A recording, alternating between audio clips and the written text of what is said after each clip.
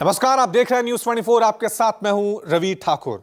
2024 के लोकसभा चुनाव में अब चंद महीने की देरी है, लेकिन उससे पहले देश की सियासत में सियासी सरगर्मी तेज हो गई है। एक तरफ जहां बीजेपी और उसके सहयोगी दलों का एनडीए गठबंधन 400 प्लस का नारा दे रहा है, वहीं दूसरी तरफ राहुल गांधी की अगुवाई में कांग्रेस इंडिया गठबंधन के बैनर तले केंद्र की मोदी सरकार को हराने का दम भर रही है। लेकिन चुनाव जैसे जैसे करीब आ रहे हैं, वैसे वैसे कांग्रेस को तगड़ा झटका लग रहा है। पहले महाराष्ट्र के पूर्व सीएम अशोक चव्हाण ने बीजेपी का दामन थामा, दूसरी तरफ मध्य प्रदेश के पूर्व सीएम और कांग्रेस के कद्दावर नेताओं में से एक कमलनाथ के बीजेपी में जाने की चर्चाएं जोरों पर हैं। ऐसा नहीं है कि कांग्रेस से बीजेपी में जाने का यह कोई नया मामला हो। इससे पहले भी कई पूर्व सीएम कांग्रेस को छोड़ बीजेपी के साथ जा चुके हैं। ऐसे में सवाल यह है कि क्या खुद पर जांच के डर से ये नेता बीजेपी की शरण में जा रहे हैं, या फिर 24 में कांग्रेस के भविष्य को लेकर इनके भीतर असमंजस की स्थिति है। ये रिपोर्ट देखिए।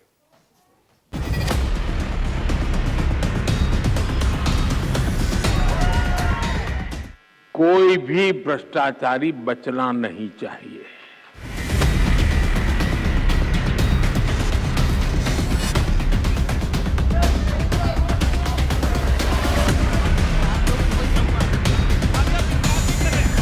जो अभी हाल में राजनीतिक षड्यंत्र का शिकार बिहार हुआ है, अब ये दूसरे राजनीतिक षड्यंत्र का शिकार झारखंड को बनाना चाहते हैं। पूरे देश में ED, CBI, income tax opposition पर आक्रमण कर रही है। इन इंस्टीट्यूशंस का मिसयूज हो रहा है। ईडी का, इनकम टैक्स का, सीबीआई का डर बता कर एमएलएस को, एमपीज को डरा रहे हैं। सभी राजनीतिक विरोधियों के खिलाफ ईडी, सीबीआई, इनकम टैक्स छोड़े जा रहे हैं। वो अजीत पवार हो, चाहे वो प्रफुल्ल पटेल हो, चाहे वो हेमंत बिस्व शर्मा हो, चाहे वो शुभेंदु अधिकारी हो, चाहे वो मुकुल रॉय हो, चाहे वो पेमा खांडू हो, चाहे वो नारायण राणे हो, चाहे वो छगन भुजबल हो, ये सब लोग वो थे जिनको भारतीय जनता पार्टी भ्रष्टाचारी कहती थी। –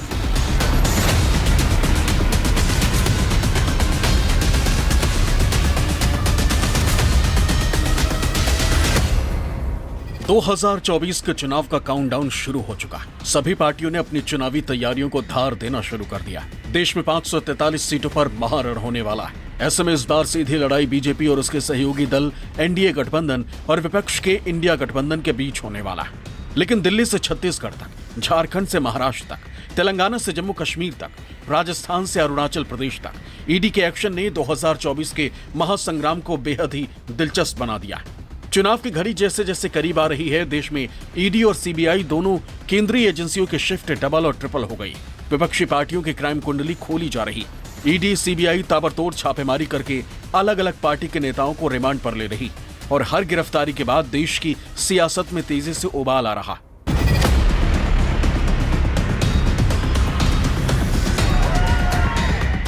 संसद में पीएम मोदी ने सख्त लहजे में कह दिया है कि भ्रष्टाचारियों पर कार्रवाई हो रही और होती रहेगी। साथ ही विपक्ष पर भ्रष्टाचारियों की महिमा मंडन का आरोप लगाया था।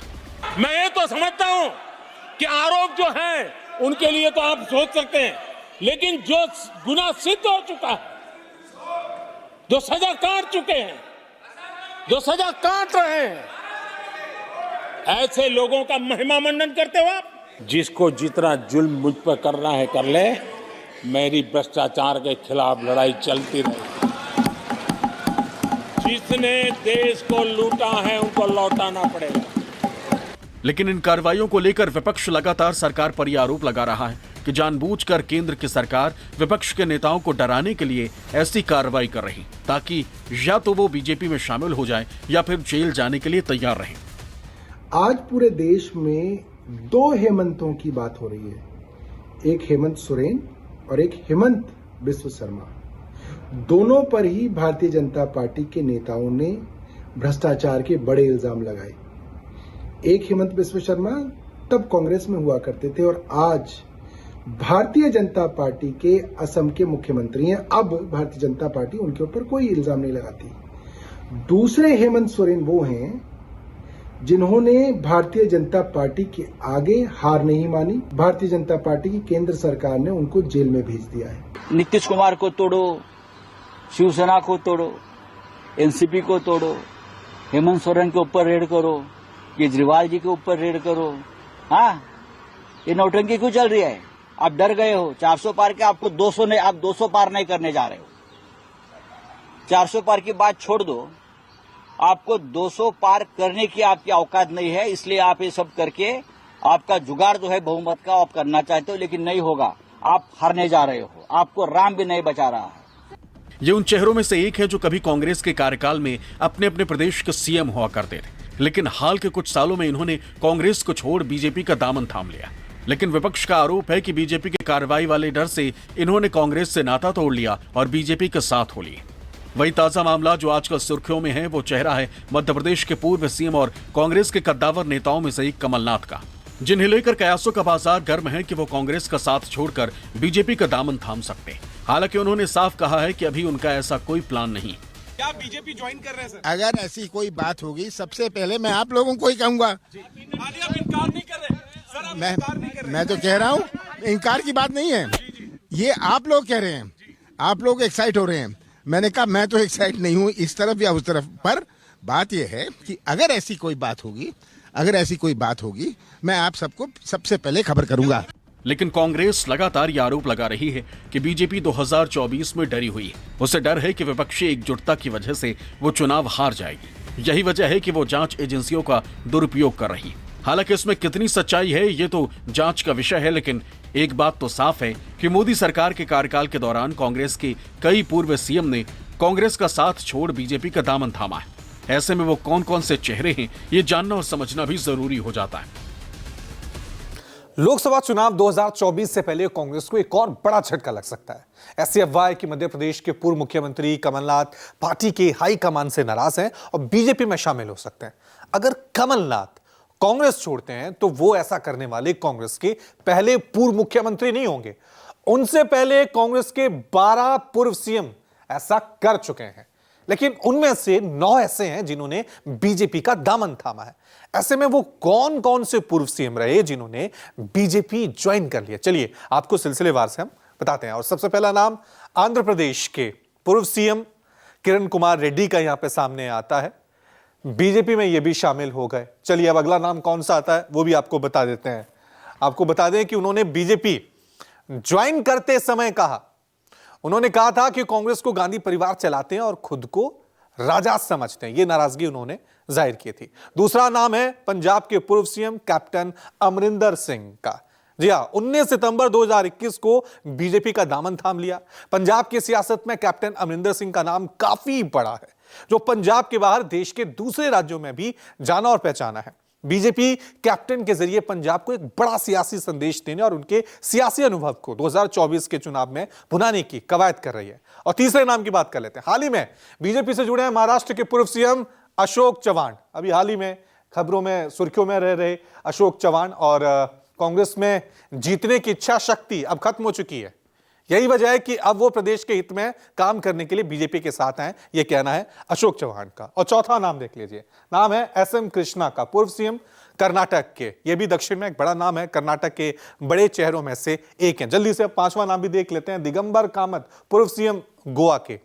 गोवा की सियासत में कांग्रेस की क्या हाल हो गई है ये सभी जानते हैं। और छठा नाम विजय बहुगुणा का, पूर्व सीएम उत्तराखंड। एक वक्त उत्तराखंड की सियासत में कांग्रेस का बड़ा चेहरा होते थे। सातवां चेहरा अरुणाचल प्रदेश के पूर्व सीएम हैं पेमा खांडू साहब, ये भी अब बीजेपी के साथ हो लिए हैं। आठवां नाम उत्तराखंड के पूर्व सीएम एनडी तिवारी का, जो अब इस दुनिया में नहीं है। नौवां नाम है गोवा के पूर्व सीएम रवि नाइक का, जो 2000 में कांग्रेस छोड़कर बीजेपी में शामिल हुए और 2002 में फिर से कांग्रेस में लौटे, 21 में फिर से बीजेपी में शामिल हुए। ये वो नाम है जिन्होंने कांग्रेस का साथ छोड़ दिया और बीजेपी के साथ आ गए। इन सभी ने बीजेपी का दामन मोदी सरकार के कार्यकाल के दौरान थामा। ऐसे में विपक्ष आरोप लगाता रहा है कि केंद्र सरकार की कार्रवाई से डरकर इन्होंने पार्टी का साथ छोड़ा, लेकिन वहीं बीजेपी का कहना है कि बीजेपी की विचारधारा से प्रभावित होकर ये पार्टी से जुड़े। हालांकि 24 के चुनाव में इनसे बीजेपी को कितना फायदा मिलेगा ये देखना दिलचस्प होगा।